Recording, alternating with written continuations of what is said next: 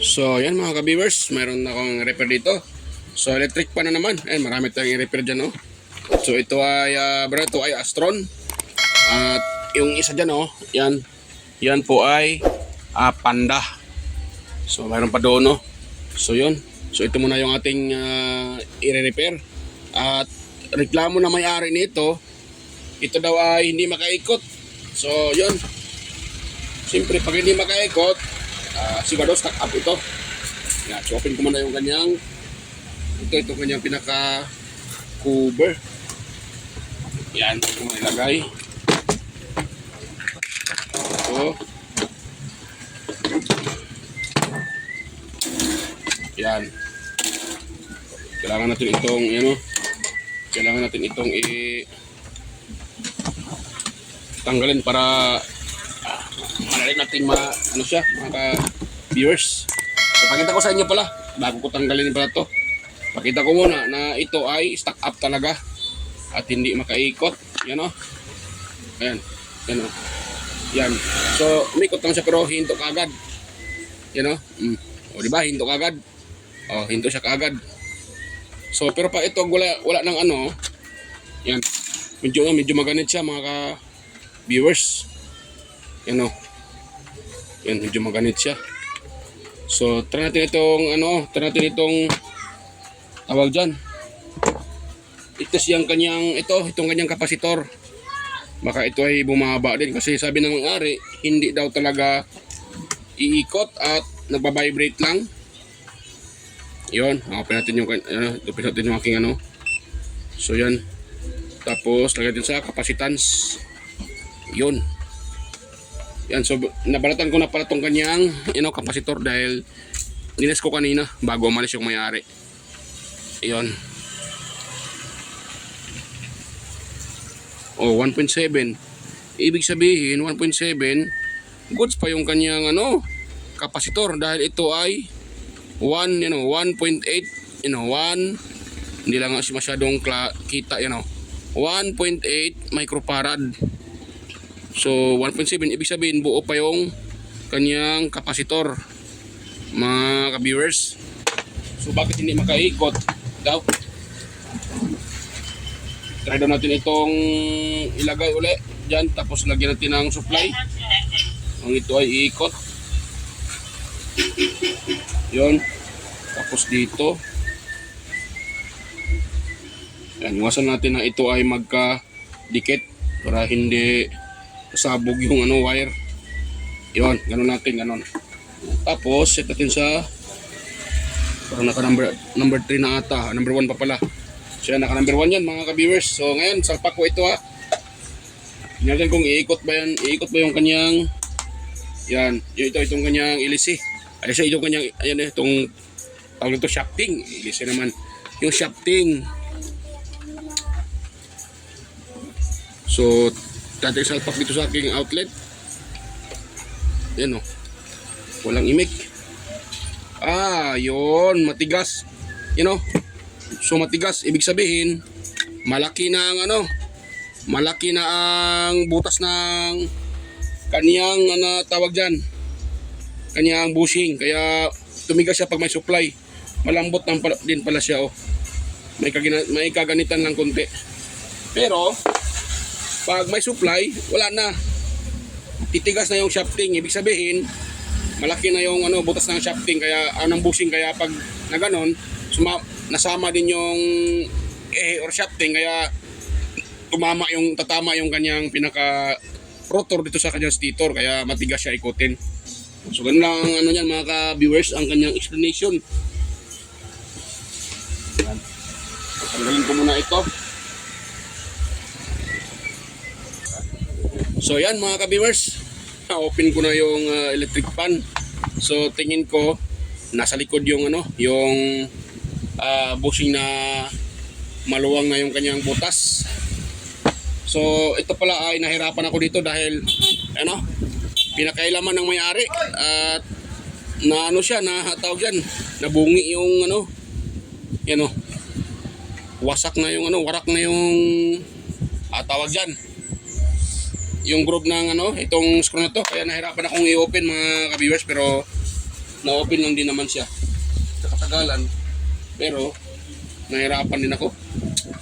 At talaga pag pakilaman na may-ari yung ano, yung ganitong sira na electric fan. O ano man yung, anong klase, ano man yan, basta pakilaman na may-ari, sigurado. Okay lang kung yung may-ari ay medyo may kunting experience. So, maaaring ma-repair, pero pag wala, ano talaga, ang mangyari dyan, imbes na ma-repair, mas lalong lumala yung problema. Yan, open na ganito mga ka-viewers. Itong isa. May isa pa. Tingin ko nasa likuran ng problema nito. Nasa likod ng problema. Wala dyan sa, tawag dyan, sa unahan. Yan. Yan, nahatak na yung wire. Nahatak dito mga ka-viewers. Oh. Ito, nahatak. Yung wire ng ano. Sige lang, mamaya na yan. Soldahin ko lang muna yan mamaya. Yun, yun. Sa likuran talaga nagka-problema. Yan, oh. Dito nagka-problema mga ka-viewers sa likuran. So, tanggalin ko muna itong motor para hindi ma-damage.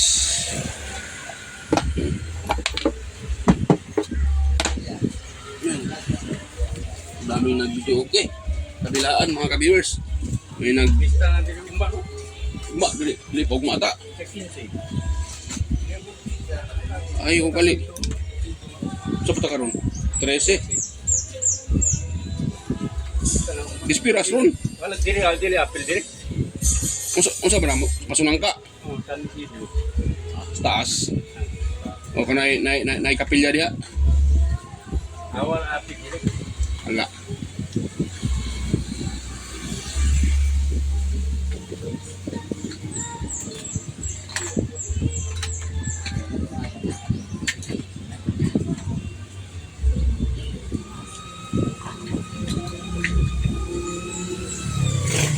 Yun.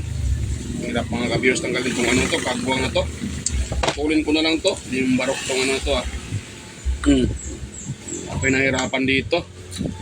Yan. Putulin na lang para hindi ma-damage yung motor. Mahirap na pag motor yung ma-damage. Yan. Aloy na. Alloy. Pag ito ay ma-damage, wala na. Goodbye repair. Tablado ng technician. Pag yan po ay nasira mga ka-viewers, goodbye talaga. Sayang yung ano natin, yung pagod natin pag yan po ay damage yung motor.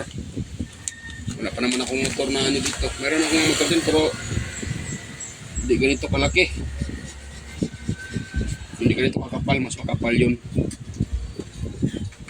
Yun, so lagyan natin sa uli ng cable tie. Kasi yung cable tie niya ay nalusaw. Yun. Yun.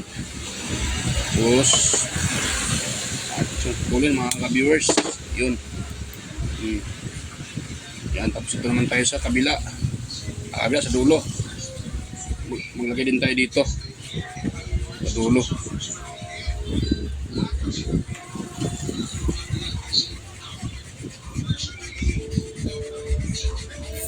Ayan.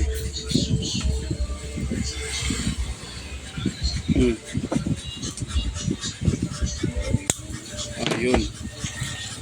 Ayan mga ka-viewers. So ito sipalit ko muna para hindi ma-damage at ako kasi pag nag-ano, ganito yung ginagawa ko. Binabalot ko ng tela. Para pag na ano siya, nahulog or manong ano dyan, hindi masasira yung windings. Yan. So ito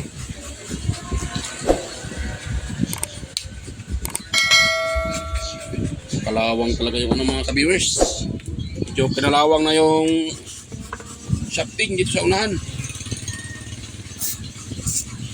Yan. Ano ko na ng ano, WD-40 para umambot yung ano, kalawang. Yan. Pero ito mga bisa, hindi to ganito advisable sa ano. Hindi to siya pang ano talaga. Pagtanggal lang to ng nag-stack up. Pero pag sabi natin pangpadulas, hindi pwede yung WD-40. Kailangan talaga langis. Langis talaga mga ka-viewers.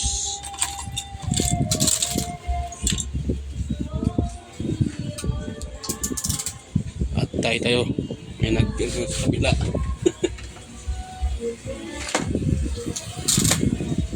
Kabilaan nyo ng video, okay. Ito na yung ano ko. Wala pa ata yung liha.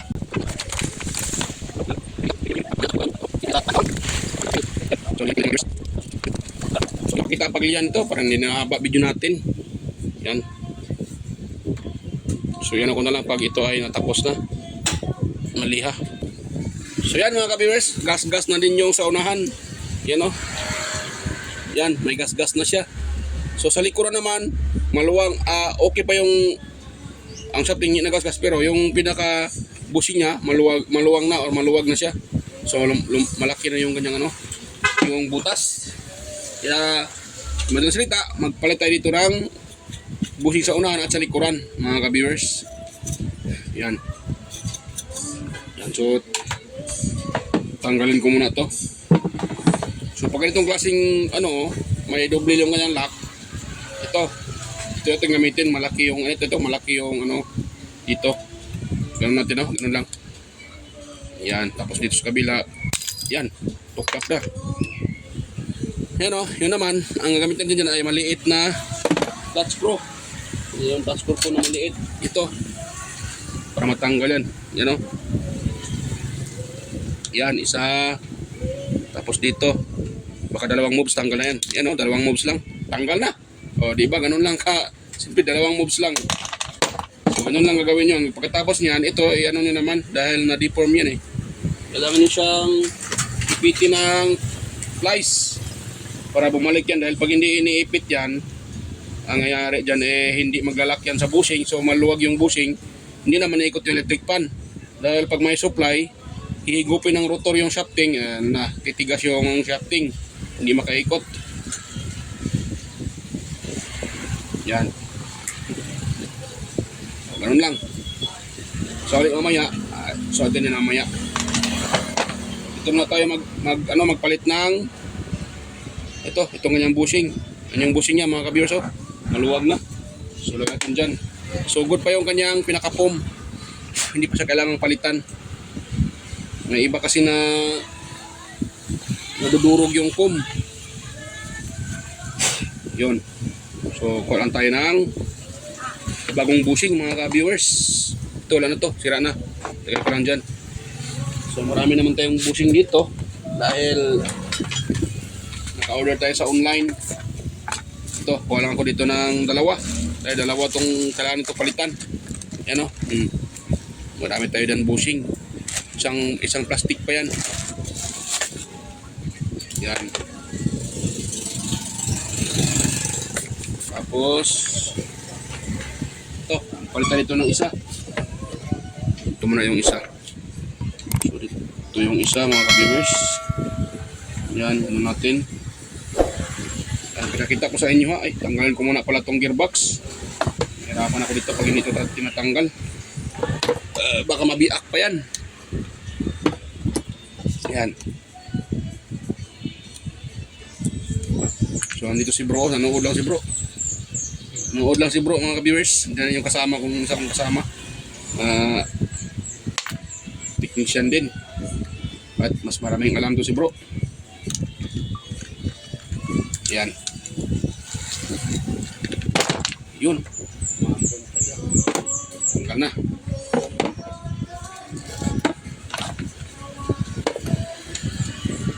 Yun. I wonder where you are daw. Tayo nito. So yun, yung lock niya. Tapos waiting for your lock.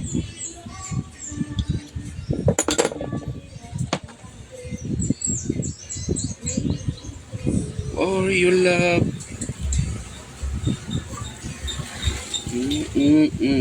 Yun. Tapos kuha tayo ng clutch screw. Clutch screw lang katapat nito mga ka-viewers. Papapukay na natin dito. Ano no? Papasok ka. Dito. Okay na natin ang bahagya. Yan. Tapos, ayan na pa. Hindi napasok ka. Hindi barok talaga itong. Yan ako na ito. Ilibin ko muna. Yun. Yun, pwede na siguro to. Kulang pa.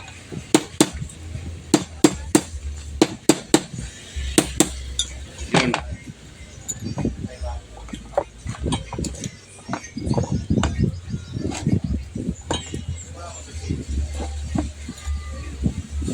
Hirap pa.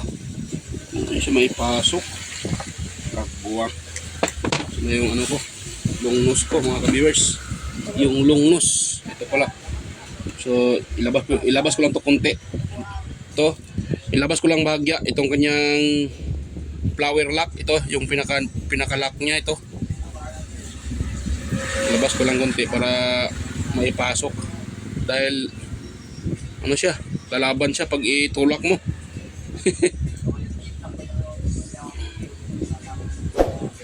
Yan. Nasubrahan na ta.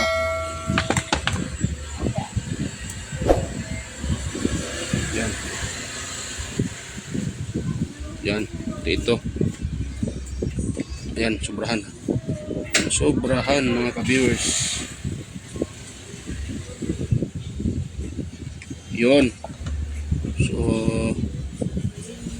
hindi din kasi pwede pag ito ay maluwag. Dahil pag maluwag yan, mga ka-viewers, yun nga, hindi ikot yung electric fan. Dapat sakto lang, hindi siya maluwag. Hindi ikot. Tapos, yan, tapos natin.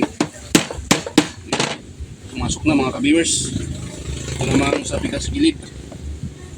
Pwede natin. Yan, pumasok na.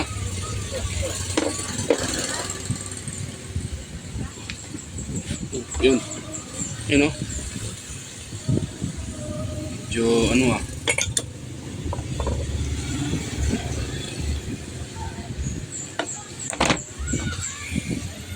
Yun. Ganon. Tapos, sa ulit itong kanyang pinaka sigundang lock. Na ano pala ito, natupi. Natupi, si tupi.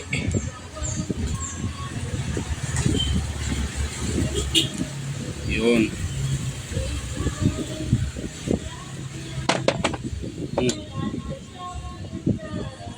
Ito. Malakas yung kanta. Yan. Yun. Ayun. Tapos kote ng itong ballpen ito.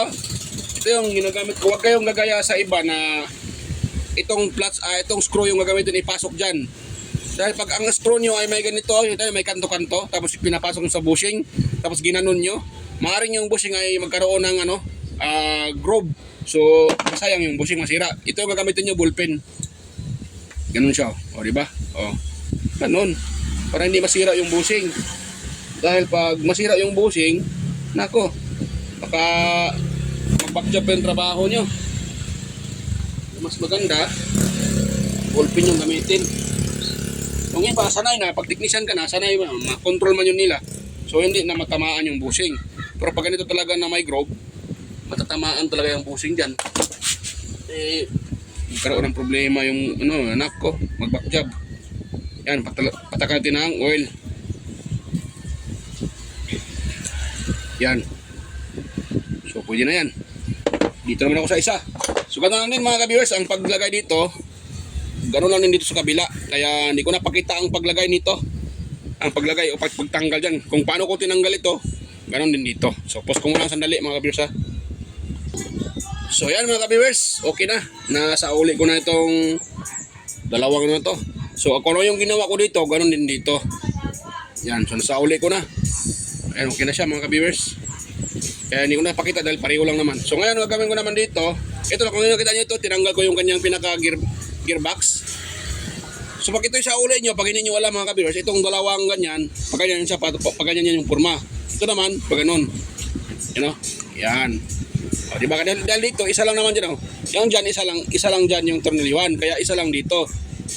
Yan. Ganyan yung tornilyo niya. Yan, so ganun yung siya mga ka-viewers. Ganun yung forma niya. Pag kayo ay sa uli. Yan.